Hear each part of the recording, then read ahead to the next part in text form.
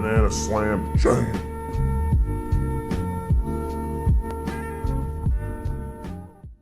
So yeah, it's been a while, monkeys. You know, you've been busy. Has. I've been busy. We keep making Yeah, excuses for ourselves, but here we are. I mean, no, this is, we're right on schedule. This is exactly when we thought the next episode was gonna be. Yeah, like right at the end of DPC. Honestly, you're getting really good at repositioning webcams. I gotta A little bit too much practice, sadly. So let's just make sure you're good, I'm good. Okay. So yeah, guys, if you've never tuned in, this is the Banana Slam Jaren podcast, perfectly named. We are sponsored and partnered with Prediction. That is Preediction. You can find them on all the stuff. Twitch, Spotify, iTunes. So if you guys want to find all of our episodes at other places, that's where you can find them. Forgive me, guys. Also forgive my hair. Monkeys looks a lot cleaner than I do. I didn't shower yet today. I just went out in public, so. Fair enough. My last shower was like last night at like 2 a.m. So what can you do? That's not that long ago. Yeah, but it's Yeah. I slept between then and now, so my hair Yeah. looks like this. So what we do in this podcast, guys, is it's just me and monkeys. We're two little peas in a pod hanging out and talking about life, Dota, random things that come to our minds. So monkeys, man, how you doing, man? I'm doing pretty decent. Just finished our DPC season. Ended like middle of the pack, which was kind of what we were aiming for. So no, we really not too much excitement, but not too much like disappointment either. Just kind of like we did kind of how we expected, and we improved a decent amount throughout the season. So Who's your favorite teammate? I feel like I'm not allowed to answer that. I'm just kidding. So, what's the overall impression from the team? Basically, business as as usual. You guys expected this. Like, what's the aspirations? All I that mean, kind of stuff. I think from the get go, since we started in D2, like all of our focus was pretty much on TI qualifiers, anyways. So like going to the major wasn't really like expected of us. Like obviously, if we made it, like that would have been amazing and awesome, and we would have been super psyched. But I mean, obviously, with EG and Quincy being in the region, like I mean, I am still under the impression that both of those teams are like top 8 teams in the world. Like I think if MSS didn't get COVID for the last major, I think Quincy would have done way better. I think MSS is like a huge aspect of that team, like just as far as like playmaking goes and everything. So, I feel like it would just be naive to think that you're reliably gonna go to a major when your region has 2 slots and there's EG and Quincy in it. Like, That's fair. My question would be simple, monkeys. Assuming that Quincy Crew qualifies for TI, I don't know the exact numbers. Who's the third team from NA, man? hopefully us, but Who's your toughest competition? Obviously, I would say Undying is the toughest for sure, and I mean, maybe Zoomers get their shit together. I mean, obviously, we just kind of got dumpstered by Zoomers. Yesterday? So I saw you get tipped a lot, man. Was that? I mean, of course, I'm getting tipped a lot. I mean, I don't really care about tips, I literally was laughing for the majority of that match because there was just like nothing on the line. So give it to me straight, monkeys.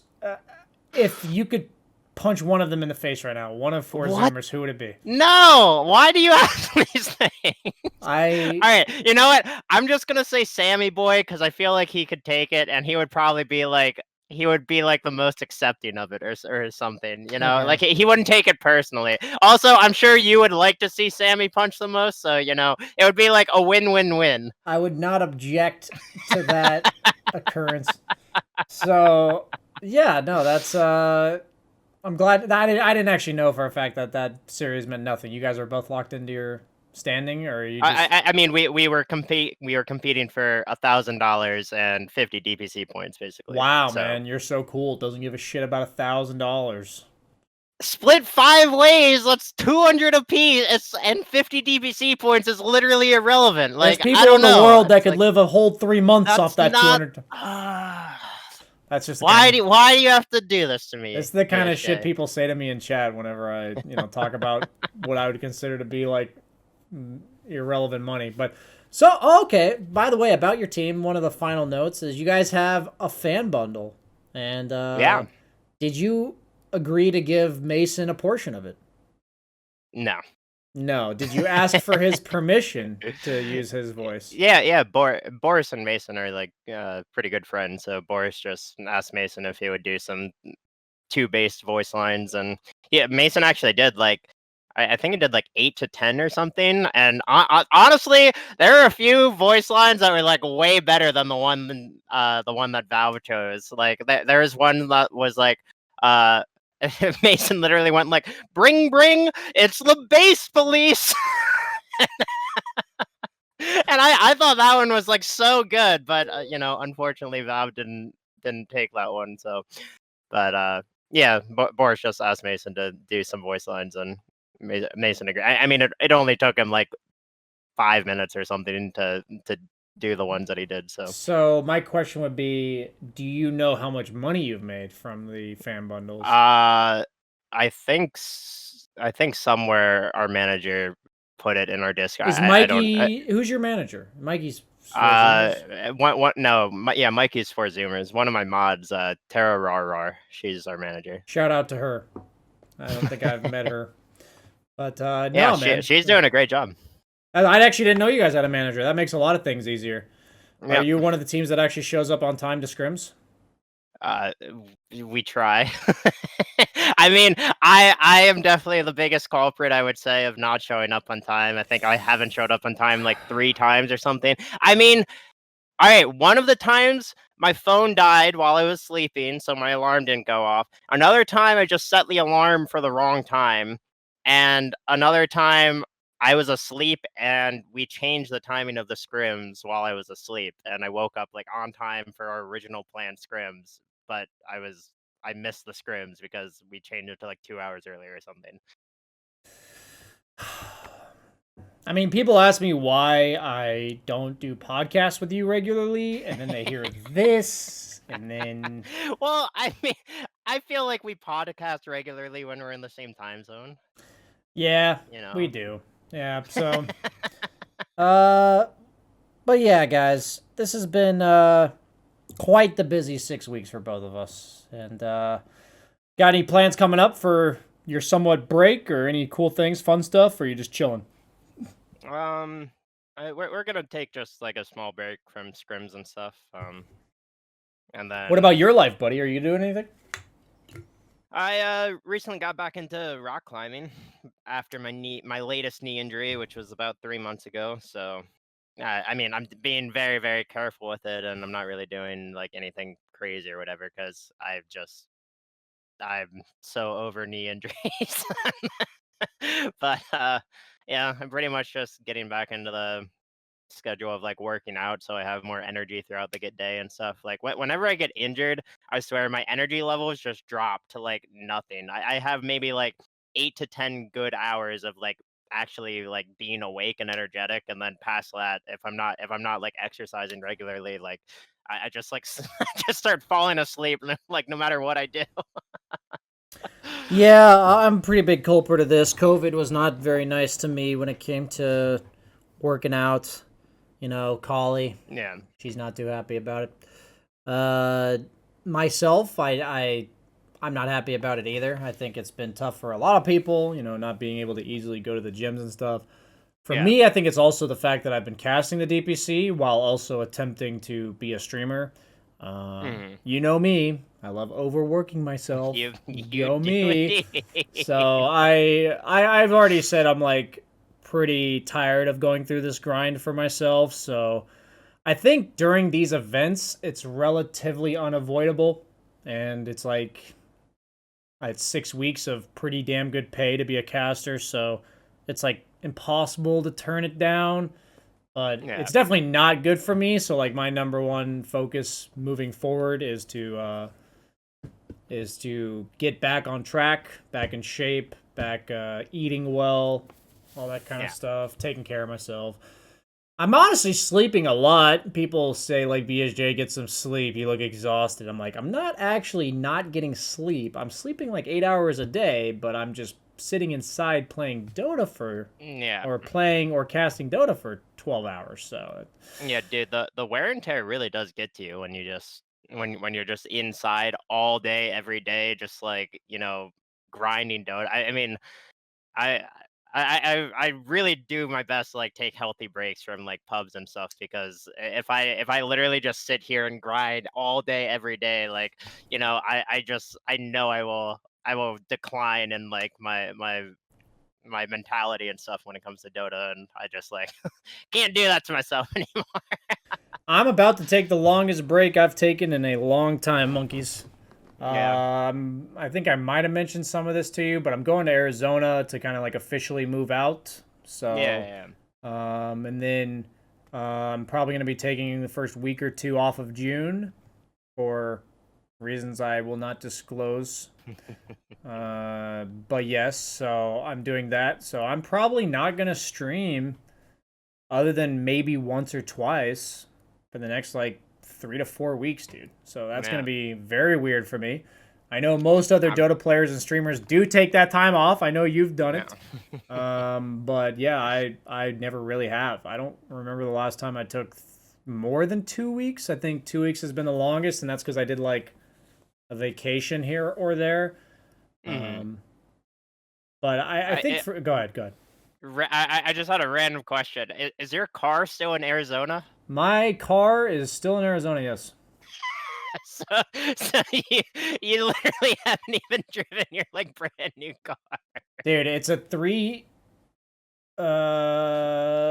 it's a 2017. It's like a 3.5-year-old car, and it's got like 12,000 miles on it, dude. That's a sad, man. It is, man. I spent so much time away from home over the course of my, like, even before I moved to New York and everything, that the car's only depreciated like $8,000 in value. So I'm pretty much cleaning, I paid for $8,000 for 12,000 miles. I guess it's not the worst. $60 or 60 cents a mile. It's certainly not the best. Definitely not the best, but hey, what you could it could be worse. It was a pretty great car, I honestly am going to miss it. Ricky's actually buying it from me. So Oh, really? It was convenient. He needed a new car, and my car is honestly really nice. Like, I really like my car. For people wondering, it's a Honda Civic Touring Coupe 2017. You may say Honda Civic. Bleh. It's actually a very sporty, very nice car, so fuck you. I remember telling Collie that I had a Civic Coupe, and she's like, oh. And then she sat in it, and she sat in it, and she was like, oh, cool. Like, this is a cool car. I'm like, yeah, it's a cool car. It's a freaking nice car. I think it went for like 27 when I bought it. But yeah, I'm like sad I don't need the car, but the fact that I've just got all the stuff going on, moving to New York and everything, and I just don't need the car. So yeah, I also, especially like in New York, like you don't need a car that much in New York. You can just get around with public transportation. I mean, it literally costs you more money to have a car than it is to like just the upkeep of the car itself is like for parking and everything is more than you get out of the car. But I also so all of my stuff that I spent a good amount of money on, like right when I started making some money from Dota, is all in Arizona, and I'm probably getting rid of almost all of it. Like, we spent money on a couch, a bed, my car. So sadly, I'm like trying not to be sentimental, because I think at the end of the day, being connected to objects that are like not emotionally meaningful is kind of stupid. Like, why would I be connected to my car? But I've always been a bit like that, so I'm kind of like, I feel you. I feel like a lot of people are kind of like that. So yeah, no worries, VSJ. It's okay. Yeah. There will be more cars in the future. Let me try turning this light on my webcam. Maybe that'll make my lighting a bit better. There, now I don't look like I have terrible bags underneath my head, but I do have a glaring light from my webcam. But, yeah, no, so I've got a lot of stuff going on, but this next week's gonna suck, because I'm flying 36 hours, because my layover, I had to get my flight changed to leave a bit early, so my layover is in Istanbul, and it's 9 hours. Oh, So I'm God. flying from Sweden to Istanbul, and then sitting there for 9 hours, and then flying to New York, and then flying to the West Coast. So Yeah, trust me, BSJ. I know the qualms of traveling. It it is not fun when you're just like stuck in an airport and you just have to like sleep on the floor or like a chair or something for like 8 hours, and you're just like you have like back and neck trouble as soon as you wake up, and you're just like, oh no. yeah, not really looking forward to it. Luckily, because of COVID, all of the tournament organizers have declared that the casters get to fly business. Usually we have to like give up a something in return because it's expensive, but the business flight okay. I only disclose this because you could literally find it on the internet. The business flight from New York to Europe, like a direct flight, is somewhere around like 1,500 to like $1,200. So it's a lot of money. I would never pay for it. So they usually dock you something, like either like a travel day or something. But to fly business from Phoenix was like $7,000. What? Just look at it. Like look at business flight from Phoenix to anywhere in Europe. It's like $7,000. That's actually insane. So like I it's just crazy. I was like, holy shit. I guess I wonder how many events I never got invited to because they know I live in Phoenix. Like holy shit. But well, now you're gonna be in New York, so yeah, problem solved. Holy shit, man. I was like, what the fuck? Because yeah, it was just crazy. But what are your overall impressions of the major coming up? You heard about the Animajor and everything? Yeah, I've heard about it a bit. I like only saw the Reddit post on it. I didn't really like look too much into it. I mean, like, I don't know. I still find it silly that the date or like all the info about it like was just disclosed like only what 2 days ago or something. Was it 2 days ago? One day yesterday? I actually don't remember. I think it was 2 or 3 days ago. But yeah, it's just like it's insane to me that a major is starting June 2nd and we only hear any info about it like almost 2.5 weeks beforehand. Like I understand it's COVID and everything, and they're probably just like they're struggling to find venues and stuff to actually host a tournament, but it's still just like it's pretty silly to me that there's just like no info about it released publicly until 2.5 weeks ago. So I don't know how much I'm allowed to say just because I work with Kyle and he works with WePlay. So I know most of what goes on in WePlay just because I know Kyle. So I'm going to tread this carefully. Like, I don't know how much of this is like public. I just know that they've known where the major is going to be for a decent amount of time now. Oh, really? So it wasn't like they just decided this week that it was going to be in. I mean, I guess it doesn't matter too much since there's not gonna be like an there's no audience or crowd or anything. anything. Yeah. So like, maybe I'm just being like picky or whatever. But it's No, still you're just, like, absolutely right. weird. From the outside looking in, it looks really weird. I think a lot of issues in Dota are actually caused by lack of communication from Valve constantly. Yeah. So, like, they will decide something, but then the back and forth is not consistent. So then the actual official decision isn't made until way later. Yeah. So, just to know for people that there is a lot of last minute things that go on in Dota, but it's not nearly as last minute as it looks on the outside. So I mean that's just Valve in a nutshell, honestly. Yeah, it is. There is order behind this screen of chaos, but it is definitely Not ideal, is what I would say. Yeah. So, Also, go ahead. wait. I just have. I mean, I don't know if you were watching the NA DPC lower division VSJ, but there was quite a hype match between Arkosh and Dogchamp. What, yesterday night? What Oh my happened? goodness! Arkosh, they really just pulled through and made like a crazy comeback. Pale Horse especially, my goodness. I mean, I That don't know if guy's you've heard honestly about this trash. guy at VSJ, but He's honestly he he garbage. was he was owning it up. Yeah, I'm not gonna lie to you. If they go to Division 1, they're fucked. Like they're just gonna lose every game. I had to coach them through that Piscato gaming series. I told them to draft Sniper Pudge. Saw it on a YouTube video, and And they didn't listen? that's no, they drafted it. Not Oh, they during did? Dog I Champ. did not see the Picado Yeah, match. not I during see. Dog Champ. They didn't have the balls to follow through on the strats that I presented to them. So that's why they probably almost lost. Probably made it a much more difficult series. But yeah, I mean, if Arkosh goes to Division 1, they're literally screwed. They're gonna lose. They're gonna lose every single game. Will you guys go easy on them though? That's the question. I mean, I would never be a Shay because if I ever lose to Arkosh, then the amount of shit talk that I will have to endure for like the next year would just be, it would be too much. It would be too So much. my question is, are you like not worried at all about like the satanic backfire and backlash you might receive, like the omens that may be bestowed upon you by beating Arkosh? I mean, I'll take my chances. That's toying with some shit I don't think you fully understand, monkeys. So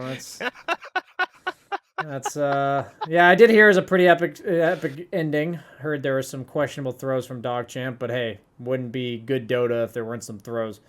Did you happen to see the Na'Vi game that I got absolutely livid about? I only saw the clip of you just shitting on their. I could tell you were like visibly upset. Me and Fog were watching that series. It was the most straight up disrespect I've ever seen given to an opponent. Like the way they played as well as itemized, you could just tell they thought they were 10 times better than the opponent and did not respect them at all. Like you could just tell. Yeah. You can tell. You can tell that shit. Like you're watching the game. Yeah. And I'm like, the first game they were winning by like 15,000 and then almost lost. They actually almost lost the fucking game. And then the second game they were winning by 5,000, built shitty items and lost. And then the third game, they built atrocious items on like 3 different heroes and lost a 15k net worth lead with the better late game, dude. They had the better late game. They still lost. And what's so insane to me is like, I mean, I feel like it's hard to argue that Na'Vi wasn't like it's hard to argue that they weren't just trying to disrespect their opponents, right? Like I feel like it's pretty, because I mean I literally looked at the item village and I agree with you, like that was awful itemization, but it's crazy to me that they would like even risk losing a series like that when there's 3 slots. Dude, that literally decided if they won that series and their next series, which I think is against a pretty easy opponent, they're literally at the major. Yeah, like they're at the fucking major. I like find that that's so why funny. I assume there's no like questionable shit going on, and I just assume that they were incredibly arrogant and just got like let their egos get the best of them. But I was like, me and Fogged were just like watching the game because we were on panel and we're like in the green room watching it.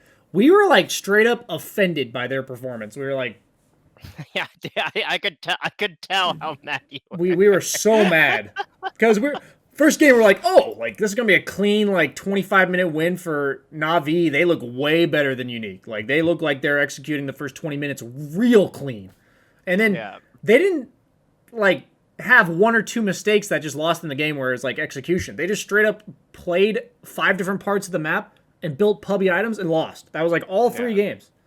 I was like, or I guess the first game they let like the opponent come back, but then still managed to pull it out. But go ahead. Something I'm at least hoping from Valve for the next, because I'm expecting there to be changes to the DVC leagues and everything, but something I'm really hoping from Valve for like moving forward is just like every single region getting 3 slots rather than like all of this. Like I mean, don't get me wrong, I do think China and Europe are probably are the better regions, but like I still I think there is so much room for like every region to grow, and like especially like when you look at CIS or Eastern Europe, I guess they're called now. Uh, when you look at Eastern Europe, they especially I don't know. I feel like you look at the top three or the three teams from Eastern Europe, and you're just like, are they really that significantly better than like South America, North America? Like, I guess does C have 3 slots right now? Yeah, they do, Yeah, right? everybody has 3 slots, but NA and SA.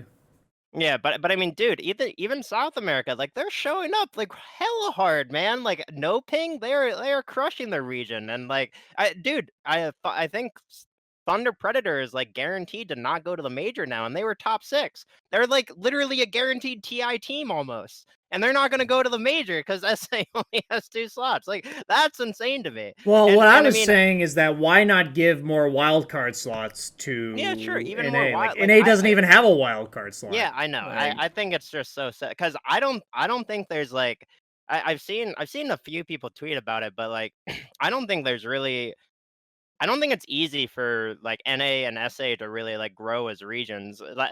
Again, for NA especially, Quincy and EG are so good at Dota. Like, do you know how good you have to get as a team without international experience to beat EG or Quincy? and Like, you're you never have to getting it, and they you are. have to really, really get good at Dota. I want to be clear though, okay?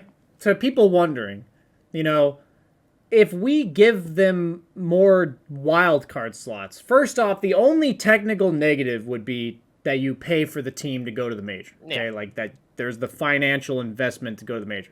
That's pennies compared to like the overall cost of putting on the entire thing. But secondly, you don't get any fucking money in the current DPC system for losing in the wild card. So Even if why you not like just win put the wild why card not just and win put them the in the wild card? Like, why isn't yeah. there honestly 4 I slots in every I mean region? I Why I there I think should be it's 4 so silly. slots in every region? I think personally. Yeah. Let's ignore money. Like money, we may have to factor in a bit, but like let's ignore money for a second. You put one team straight into the playoffs, one team into the group stage, and 2 teams in a wild card. You obviously have to change up like how many teams make it past each stage. But if NA is really that much worse than other regions, which I'm not even going to argue, okay? Like, let's not even argue this. If they are that much worse than other regions, neither of those 2 teams will ever make it out of the wild card, and it won't impact, like, anything. It won't Yeah, impact anything, right? all it will do is just make the region better because those players that are on those teams will get that international I'm experience and be just like, saying that, "Damn, I like, want to win." it's like, it's not unfair to a region like Europe if they're quote unquote better. Like, Yeah, they are, I would say there's more depth in Europe. for That sure. you put 4 teams from both regions in the major if the 2 European teams always advance and the 2 NA teams never do. Like, if they are better, they will advance.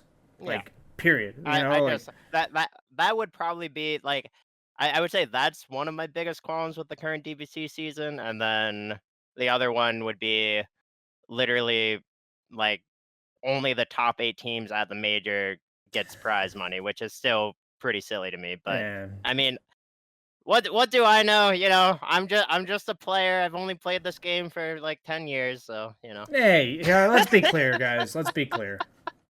If Valve put like an eighth of the TI money into the regular season, it would be infinitely better for everyone.